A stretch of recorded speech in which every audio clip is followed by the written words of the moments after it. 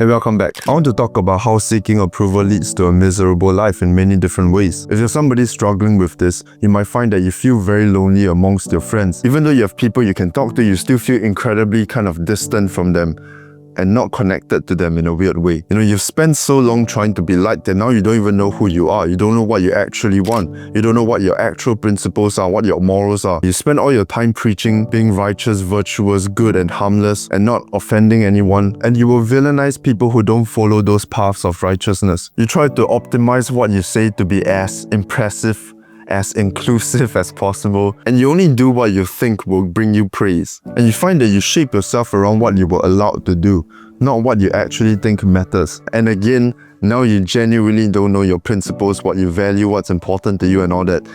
And that's on you. That's your fault. Nowadays, every conversation feels shallow to you. Every day feels pointless. You don't know what you believe in, what you want to pursue. You don't even know what kind of person you want to become and where you're headed towards. When I struggled with this and I tried to appeal to every single person, I honestly didn't feel any fun being around people. I hated conversations, especially small talk. I really struggled with being honest. So even meaningful conversations weren't meaningful because I wasn't who I actually wanted to be, and I wasn't being honest. And paradoxically, because I sacrificed so much of myself to get people to like me, I ended up preferring to spend time alone because I wasn't honest to all these people and I didn't feel connected to any of them. And honestly, you start to secretly wish that somebody that will connect with you really well falls from the fucking sky and comes and pull you out into a world full of color. But let's be real here, that shit never gonna come. And let's be even more real here, you're kind of the problem. Because when you build your identity around admiration, you lose all sense of yourself. You start to chase what looks good instead of what is right and important to you. And now your principles and values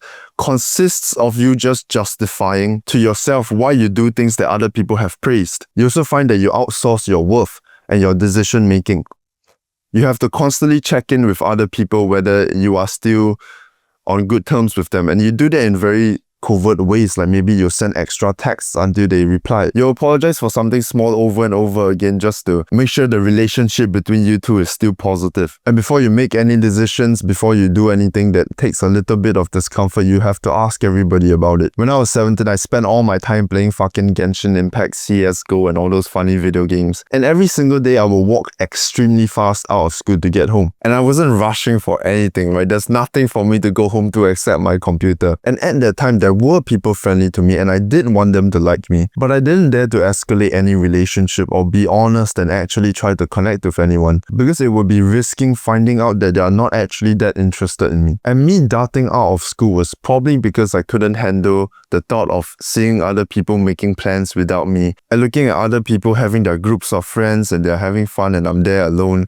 I don't want to walk slowly in that situation. It feels like tolerate that for longer. And because I would fucking dart out of school so I don't have to realize that nobody's gonna ask me out, even if they wanted to, they didn't have the fucking chance to. During that year, I sabotaged myself extensively. I barely studied for any exams. I barely did anything productive. I just went through day by day, showing up at school, going back home to play video games, pretending like I'm studying a little bit, and then repeating it over and over. And I would stick to these online friends I had and play games with them that I convinced myself were more real friends than the friends I had in day-to-day life. But looking back at it now, it was only because I felt safer and I didn't want to risk rejection did I stay with these people and convince myself that they were good. And during this time, every single day, I would wake up with a constant headache and tremendous amounts of anxiousness because my lifestyle was incredibly unhealthy. And everywhere I went, every person I spoke to, I had to worry whether they liked me or not, whether I would get approval or not. The change only started to happen when I failed that year.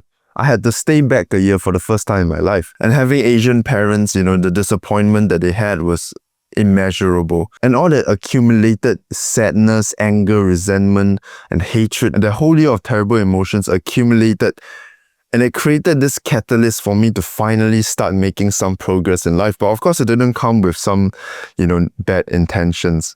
Like I was seriously pissed off and I felt disgusted with myself. I was this fat, lonely guy who coped with online friends, who told himself that he's this virtuous, righteous, kind, better man that once the girls find out, that he's actually all that on the inside, they would speak to him. And I was so pissed off of being so weak, so directionless, so physically inept, and incredibly socially inept. But because of that failure, I actually started to be honest with myself. You know what I honestly wanted? I wanted to be the strongest physically there is in my entire school. I wanted to be the most attractive, most charismatic, most passionate guy in my school. I wanted to be better than everybody in everything. And you're probably like, no, I should be ashamed of it. Those are terrible desires. Those are incredibly toxic and narcissistic things that you want. Sure, whatever you think of them, those were my honest desires. And honestly, a huge part of me now has those honest desires. But you don't become somebody who can provide more value by lying to yourself about your desires because they are considered bad to have. You become a better version of yourself by integrating those bad desires into who you are as a person and learning from that. And sure, it could be because I was compensating for a lack of social opportunity growing up. But I think most importantly here is we have to get tired of lying to ourselves. I decided, fuck it, fuck all of you. I'm gonna go after what I want. And I'm going to be honest with what I want. Yes, I was pissed off. Yes, my intentions weren't perfect. I'm not this perfectly good, righteous, better man kind of guy. Fuck it. Where has trying to be that good guy got me? No friends, no goals, no competence. I can't do anything for my parents because I'm not competent or capable enough. I don't have the resources to provide any real value to people when they are in need. So what's the point? So you know what I did after that failure? A month later, I texted the girl I liked the entire year that I was interested in her. It was weird. It was cringe. It was awkward. She fucking asked if somebody dared me to do it. If I was joking, it's fucking funny. But I did it. And I willingly did it, knowing that I'm fucking terrified, but making this first step in going after what I want, without seeking anyone's approval first. And that's what catalyzed the change. I started going to the gym, even though I had the imagination that since I'm fat as fuck, if I go to the gym, everybody's gonna look at me and laugh. I showed up anyway because I was pissed off. And if you're in the same place right now, it is important that you're honest to yourself, because nothing's gonna change if you're not. I showed up that following year going after what I want. Of course, I was still afraid. Of course, a large part of me still wanted to seek approval. But I had that small side of me that was growing, that was becoming more and more honest. And in 3 months of that next year, I went from socially anxious, awkward, and always seeking approval to performing on stage, boxing, sparring with random guys around my year. I went out alone with girls for the first time. That sounds a little bit autistic, but at that time it felt cool, okay? I started having my own clique of friends that I could go home with every day. And from being honest with what you actually want and going after them and actually getting them, you actually feel more generous of a person. When you're not dealing with scarcity, is when you have the capacity to give more. Sure, it turns out I'm not that selfless guy that I thought I was. But because I'm honest with that, I can build my own competence and capability, and I can actually go and do some good things that I actually wanted to do, like reach out to other lonely people. Let me show I'm there for people. And turns out not seeking approval actually made me a better person. If you're hoping for yourself to walk into an event or have someone fall from the sky to come and save your life, that is never going to happen. That's why you have to take responsibility of your own shit right now. I remember I would cry myself to sleep, wishing that some wonderful girl would come and make my life colorful and shit. But that's just not going to happen. We watch all these TV shows with that wonderful romance and that wonderful explosion of events, that suddenly this lonely guy is saved and he didn't have to change anything. He only changed after he was saved. And I think that is far from reality. I think the change comes first. The change comes by your own decisions and your own choice. Then the wonderful things follow. And you probably do want to change, but a huge part of you is stopping yourself and thinking, what if all these people stop liking me when I do? Because they already have kind of an expectation of you, right? And then if you suddenly break that, what if they reject you or some shit happens? So let's break that down. It's better to be more honest with what you want to show than to orient yourself around being as impressive as possible. Doing what you find important and doing it the best way you can is the most important thing. Because let's say you try to be incredibly impressive and everything you do, you try to say in the most impressive way so everybody gives you their approval. and everybody likes you. Let's say you try your best to be interesting. First of all, if people are staying with you because you are impressive, then if somebody comes along and they are slightly more impressive than you, then you are completely fucked. You have 0 people to speak to.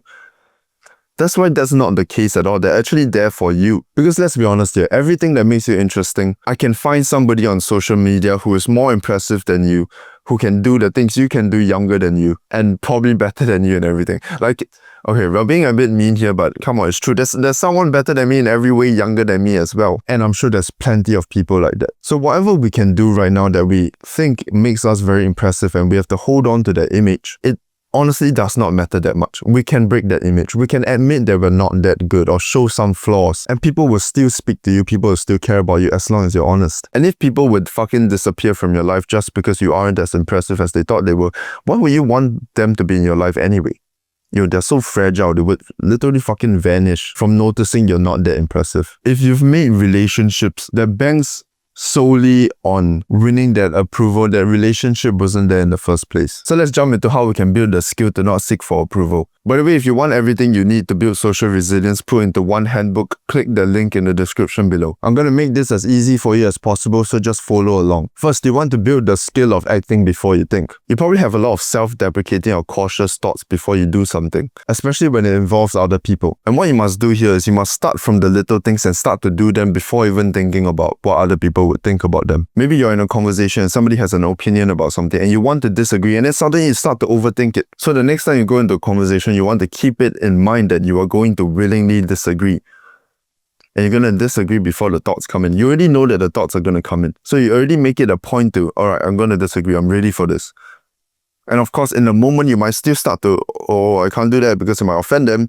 And, you know, they might think that I'm fucking retarded. You got to bite down and disagree anyway. And you can do it respectfully. You know, you don't have to be a retard about it. And here's 2 things that will help you with that. The 3-step protocol is to give you this moment of clarity, this boost in willingness to face your fears. So what you do is first you grab something tightly, or maybe put your hands together tightly and feel the sensations of your grip. You know, how it feels against your hand. Think about how that feels, right? Then second, you open up your posture. You make sure your breath can flow very nicely throughout your entire body. You want to pull your shoulders back and create an exaggerated, perfect posture. Then from there, you take a deep breath all the way to your balls or your vagina or whatever is down there. And you bring the breath there, you open up your belly, you bring the breath into your belly, and then you bring the breath into your chest. And as you open up your shoulders, you're going to realize you can breathe in even more and fill yourself up all the way. That sounds weird. Like kind of a stretch. You can mask it as a stretch. So you do that right before you're about to do the thing you find to be scary. And you realize that you have extra power to go and do that thing. That is because that 3-step protocol gives you extra presence. It gives you extra mindfulness. It combines bringing your attention back to the present moment through focusing on the sensations in your hand. Then with opening up your posture, it creates a power posture, which scientifically, if you take up more space, you feel more confident. You feel like you're allowed to disrupt the space around you. And in that way, you feel more free in your own skin. And with the full breath, it calms you down, it keeps you grounded. And it also gives you that boost in mindfulness. So with that 3 things, you basically used every most powerful technique to boost your mindfulness and confidence in the moment. So that will give you the extra boost to get something you're afraid of done. And you can also reduce the need to overthink through building your actual mindfulness skill by meditating. And to boost it infinitely further, you need to journal about your habitual thoughts. What thoughts come up before you're about to do something that could risk losing their approval? Maybe when somebody asks you to do something you don't want to do, then the habitual thoughts would be like, what if I say no and then they tell everybody that I'm this asshole of a person? What if they say something like, oh, something so small and you can't do this for me? And as you journal about these things, you're able to give yourself an honest opinion about the thoughts. And from there, when they come up again habitually in conversation, you're able to immediately dismiss them because you've already thought through it. Next is to make your own decisions without asking for opinions. Before you go and ask your mom, can I do this? Just do it.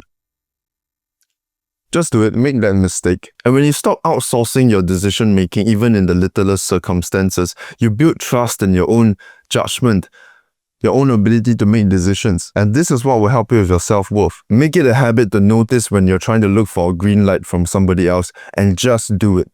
Just fuck around and find out. Make the mistake, offend them, get in their way. Whoops, I did this and then it affects other people.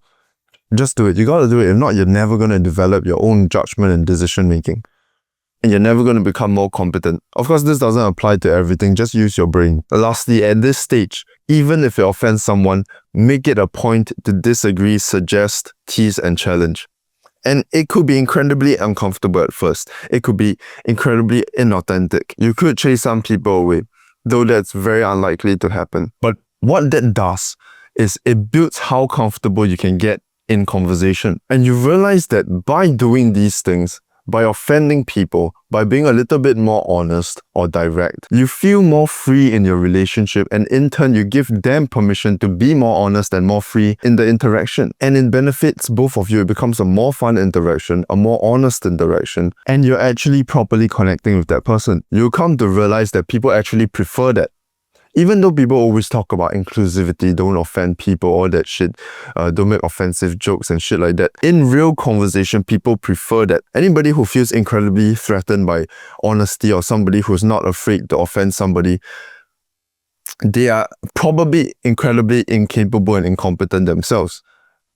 And that's why they're afraid of finding out that they are incredibly useless themselves, that they have to push this propaganda of you have to be perfectly inclusive and righteous in everything you say. With that honesty and with taking those risks to offend people, they realize you're human too. If you simply agree with everything they say, that's far from human. You feel lonely as fuck and you can't connect to anyone because you reject who you are. And honestly, you're afraid of pushing others away.